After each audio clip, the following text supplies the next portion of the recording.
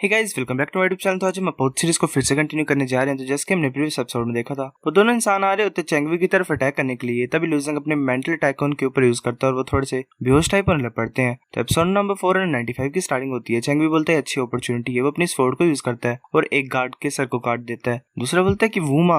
वो गुस्सा हो जाता है। लूजिंग उसके ऊपर फिर से मेंटल अटैक करता है। फिर चेंगवी अपनी स्वॉर्ड को उसकी चेस्ट के आर पार कर देता है। वो बोलता है ये ओवर हो गया है। वो ज़्वानिन गार्ड नीचे ऐसे पड़ जाता है। लूजिंग आ रहा होता है चेंगवी के पास। चेंगवी उसे नोटिस करता है और बोलता है शुक्रिया तुम्हारी हेल्प के लिए, मैं इस चीज को कभी भी नहीं भूलूंगा। लूजिंग बोलता है तुम्हें मेंशन करने की कोई जरूरत नहीं है, मेरे को खुद को प्रोटेक्ट करना ही था यहाँ पे। चेंगवी बोलते है डिफरेंट है, तुम्हारे बगैर मैं इन सभी को नहीं मार पाता। तो वो जो भागा हुआ होता है इंसान, वो भी वहां पे आ जाता है और बोलता है लॉर्ड चेंगवी क्या तुम ठीक हो? तुमने तीनों ज़्वानिन मेंबर्स को डिफीट कर दिया खुद ब खुद ही। तुम बेस्ट हो नाइनली रेस में, जो यंग जनरेशन है उनमें तुम्हें कोई भी डिफीट नहीं कर सकता है। चेंगवी गुस्से से उसकी तरफ देख रहा होता है। फिर भी बोलता है कि शुक्रिया तुम्हारी हेल्प के लिए। आज तुम्हारा नाम क्या क्या है? लूजिंग बोलते मेरा नाम लूजिंग है। एक बोलते मेरा नाम मीकविंग और दूसरा बोलता है कि मेरा नाम जीमिंग है। और जो लास्ट होता है भगोड़ा, वो बोलता है मेरा नाम जोंगी है, मैं जोंग क्लैन का हूँ। चेंगवी बोलता है कि हम इस एरिया में ज्यादा लंबे टाइम तक नहीं रह सकते हैं। ज़्वानिन रेस ने बहुत बड़ा मूव यहाँ पे लिया है, ये प्लेस डेंजरस हो गया है। क्या तुम मेरे साथ यहाँ से चलोगे? अगर तुम्हें डिसोलेट बोन्स चाहिए तो मैं तुम्हें मिलियंस दे सकता हूँ as a thank you. Losing बोलते शुक्रिया तुम्हारी काइंडनेस के लिए, मैं तुम्हारे ऐसे गिफ्ट को एक्सेप्ट नहीं कर सकता हूँ और मैं इस एरिया को ज्यादा एक्सप्लोर करना चाहता हूँ। तुम्हें चिंता नहीं करनी, मैं खुद को प्रोटेक्ट कर सकता हूँ। जेंगवी ऐसे तो चुप होता है। फिर थोड़ी देर के बाद बोलता है कि ठीक है, मैं रिपोर्ट करता हूँ यहाँ पे जो भी हुआ है, तुम बाद में देखता हूँ। फिर लूजिंग वहीं पे होता है और बोलता है उन बाकियों को कि तुम क्या करोगे? अगर तुम जाना नहीं चाहते हो तो हम फिर ऐसे डिसोलेट बोन्स को साथ में ढूंढ सकते हैं। अब मेरे को लगता है कि और ज़्वानिन पीपल आएंगे यहाँ पे, और जो ड्यूरेशन है एडमिशन टोकन का वो 18 डेज है, तो पूरी तरह से इसे यूज क्यों नहीं करते? बाकी बोलते हैं हाँ कोई भी हमें जरूरत नहीं जाने की, ब्रदर लूजिंग कुछ ज्यादा स्ट्रॉन्ग है तो हमें डर किस बात का। लूजिंग बोलते ठीक है। जोंग होता है वो ऐसे चुपचाप खड़ा होता है वहां पे। फिर 18 दिन बाद का हमें सीन दिखाते हैं स्काई साउथ बोन टावर पे। वो जो लड़की होती है वो बोलती है लॉर्ड चेंगवी ने हमें ऑलरेडी इंस्ट्रक्ट कर दिया है कि जो नाइनली रेस है वो तुमसे डिसोलेट बोन का शेयर नहीं लेंगे। तुमने जो ब्लड डिसोलेट बोन्स को ऑब्टेन किया है उन्हें तुम मार्केट प्राइस पे यहाँ पे बेच भी सकते हो। अगर कोई डिसोलेट बोन तुम्हें चाहिए भी होगी तो उन्हें एक्सचेंज भी कर सकते हो, प्लीज बाहर निकाल लो। जोंगी बोलते सच्ची? वो हंसता और बोलते तो ग्रेट है, लॉर्ड चेंगवी तो कुछ ज्यादा अमेजिंग है। वो औरत बोलती कि तुम किस बात पे हैप्पी हो? लॉर्ड चेंगवी ने सिर्फ ये बोला कि लूजिंग, जीमिंग और मीजिंग जो है उन्हें शेयर नहीं देना है, इससे तुम्हें क्या लेना देना, जल्दी करो और अपने शेयर को दो। जोंगी बोलता क्या? फिर ऐसे लूजिंग अपनी बोन्स को रख देता है और बोलता है कि ये जो 4 ब्लड डिसोलेट बोन्स है मैंने मतलब ऑर्डिनरी डिसोलेट बोन्स के साथ एक्सचेंज करना चाहता हूँ, और ये बाकी जो 4 इनको मैं अपने पास रखना चाहता हूँ। लड़की बोलती नहीं, ये जो डिसोलेट बोन्स है इसमें चीयू की ब्लड लाइन है, तुम इन्हें ले नहीं जा सकते हो। एक इंसान वहां पे आता है और बोलता है मुझे माफ कर दो इंटरप्ट करने के लिए। लूजिंग ये यूजलेस है, तुम ऐसे ही ब्लड डिसोलेट बोन्स को नहीं क्लेम कर सकते हो। ऐसा तो नहीं कि तुम इनकी पावर को अब्सॉर्ब कर सकते हो है? लूजिंग बोलता है अगर ऐसा हो कि मैं अब्सॉर्ब कर पाऊं तो। एक इंसान बोलता है कि क्या बोल रहा है ये, सिर्फ चीयू की ब्लड लाइन वाले इंसान इन 4 ब्लड डिसोलेट बोन्स को अब्सॉर्ब कर सकते हैं। दूसरा बोलता है हाँ ये क्या बकवास कर रहा है। तभी एक इंसान वहां पे आता है, वो बोलता है इंटरेस्टिंग है। वो जीवान होता है नाइनली रेस का एक एल्डर। वो बोलता है अगर तुम इस डिसोलेट गॉड पावर को अब्सॉर्ब कर सकते हो तो जो नाइनली रेस है वो तुम्हें 50 पीसेस देगी ब्लड डिसोलेट बोन्स की, जिसमें चीयू की ब्लड लाइन होगी। वो जो लड़की होती है वो बोलती है मेरा प्लेजर है कि मैं तुम्हें वेलकम कर रही हूँ लॉर्ड डायुआन। लूजिंग बोलता है ये जो तुमने बोला ये सच है? एल्डर बोलता है ऑफ कोर्स ये सच है, पर तुम्हें ट्राई करने की कोई जरूरत नहीं है, तुम डेफिनेटली नहीं कर सकते। वो हंस रहा होता है। पर तुमने मेरे नेफ्यू को बचाया है चेंगवी को, और उसने ये भी बोला कि तुम एक्सट्रीमली पावरफुल हो, और अब जो हम नाइनली रेस है उन्हें टैलेंट की कुछ ज्यादा जरूरत है, तो डिफिकल्ट नहीं होगा हमारे लिए तुम्हें एक चीयू की ब्लड लाइन का सेट देने के लिए। तुम लेना चाहते हो? लूजिंग बोलता है हाँ ऑफ कोर्स, पर उसके पहले मैं फिर भी ट्राई करना चाहता हूँ। मैं जानना चाहता हूँ कि मैं इस डिसोलेट गॉड पावर को अब्सॉर्ब कर पाऊँ कि नहीं। वो एल्डर बोलता है ठीक है, ऐसा तुम्हारे तो देख के लग रहा है कि तुम्हें जरा भी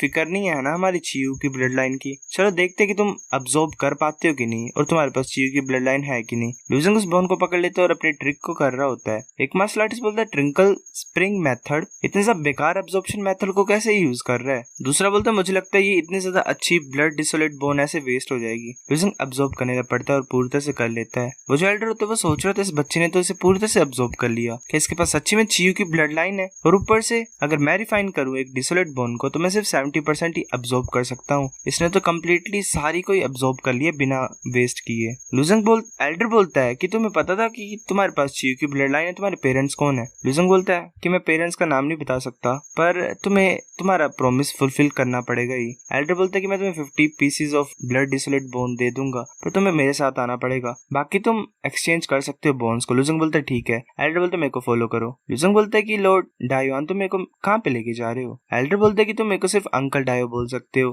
मैं तुम्हें स्काई स्पिरिट बोन टावर में लेके जाता हूँ। पहले मैं जानना चाहता हूँ कि तुम्हारा ब्लड कितना प्योर है। अगर ये पक्की बात हो जाएगी कि तुम हमारे नाइनली रेस में से किसी के मेंबर हो तो हम तुम्हें कुछ ज्यादा अच्छी तरह से ट्रीट करेंगे। लुजंग बोलता है ब्लड की प्योरिटी? एल्डर बोलता है कि हमारी जो रेस है वो नोबलेस्ट ब्लड है उनके पास इस वर्ल्ड में, पर जो प्योरिटी होती है ब्लड की वो डिफरेंट होती है हर एक इंसान में। ऐसा तो हम प्योरिटी चेक करते हैं, मतलब बच्चों में चेक करते हैं, फिर हमें आधे दिन बाद का सीन दिखाता है स्काई स्पिरिट बोन टावर का। लुजंग और वो वहां पे पहुंच जाते हैं। लुजंग बोलते हैं कुछ ज्यादा बड़ा है। लॉर्ड डायोन बोलते हैं कि मेरे को फॉलो करो। लुजंग बोलते हैं जो स्पेस है यहाँ पे कुछ ज्यादा बड़ा है, क्या ये नाइनली रेस ने बिल्ड किया है? डायोन बोलता है ऑफ कोर्स नहीं, हम ऐसे नहीं है कि स्केलेटन को डैमेज कर सकते हैं, हमने बस बोन्स के ऊपर बिल्ड की है टेरिटरी। फिर हमें आधे घंटे बाद का सीन दिखाता है नाइनली रेस के टेरिटरी का, वहाँ पे चियू का स्टैचू होता है। डायोन बोलते हैं कि हमारा लीडर है नाइनली रेस का, हमारे रेस के मेंबर बनने से पहले तुम्हें ऐसे वर्शिप करना पड़ेगा इन्हें। लुजंग ऐसे ग्रीट कर रहा होता है, सोच रहा होता है चियू मेरा ग्रैंडफादर है तो ये नेचुरल है कि मैं उनको वर्शिप करूंगा। फिर वो एक जगह पे जा रहे होते हैं, वहाँ पे एक मार्शल आर्टिस्ट होता है, वो बोलता है हंसते हुए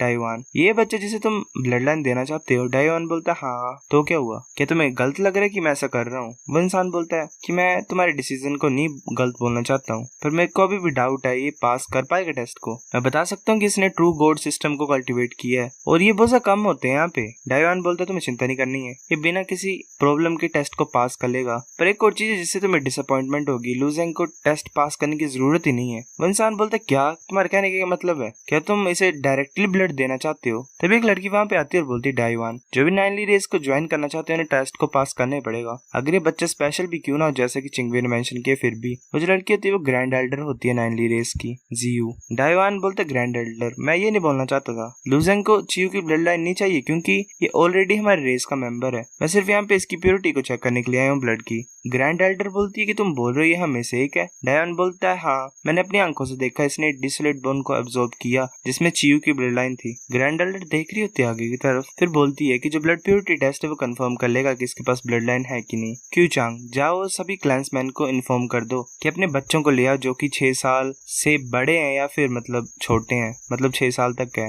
मैं प्रिपरेशन करती हूँ। लुजिंग तुम हमारे क्लैंसमैन के साथ पार्टिसिपेट कर सकते हो ब्लड प्योरिटी टेस्ट में। फिर एक मतलब घंटे के बाद का सीन दिखाता है नाइनली स्क्वायर में, वहाँ पे एक मार्शल आर्टिस्ट बोलता है कि ब्लड प्योरिटी टेस्ट इतना जल्दी क्यों किया जा रहा है? दूसरा बोलता है ऐसा बोला गया कि जो एक आउटसाइडर यहाँ पे आया हुआ है जिसके पास हमारी ब्लड लाइन है तो इसीलिए जो शेड्यूल है वो थोड़ा सा चेंज किया गया। दूसरा बोलते है कैसे पॉसिबल है, हमारे रेस का ब्लड कुछ ज्यादा ही नोबल होता है, कैसे एक आउटसाइडर के पास ये हो सकता है, क्या इसने ये ब्लड चुराया होगा? दूसरा बोलता है नहीं ये इम्पॉसिबल है, क्या सोच रहे हो तुम, ब्लड क्या होता है, ऐसे कोई चुरा सकता है क्या खून को? डायोन बोलता है हमारी जो नाइनली रेस है वो हमेशा ब्लड लाइन को बहुत ज्यादा सीरियसली लेती है, तो ऐसे ही एक दूसरे से लड़ रहे हैं, मतलब ऐसे बेमतलब का दिल पे मत लेना इनकी बातों को। लुजिंग बोलता है ठीक है कुछ नहीं होता, मतलब ठीक हूँ मैं। ग्रैंड एल्डर बोलती है कि जो ब्लड प्योरिटी टेस्ट का शेड्यूल है वो मैंने चेंज कर लिया है, अगर तुम पार्टिसिपेट नहीं करना चाहते हो तो तुम यहाँ से जा सकते हो, जो पार्टिसिपेट करना चाहते हो वो यहीं पे रुकेंगे। वो एक क्रिस्टल टाइप को आगे ले आती है, बॉल टाइप को, वो बोलती है लुजिंग तुम आ सकते हो यहाँ पे। तभी एक मार्शल आर्टिस्ट वहाँ पे आता है और बोलता है कि तुम पहले आउटसाइडर को क्यों बोल रहे हो टेस्ट को लेने के लिए, जो मेरे लिंगर और वूअर है वो पहले टेस्ट लेंगे। ग्रैंड एल्डर बोलते ठीक है अगर ऐसी बात है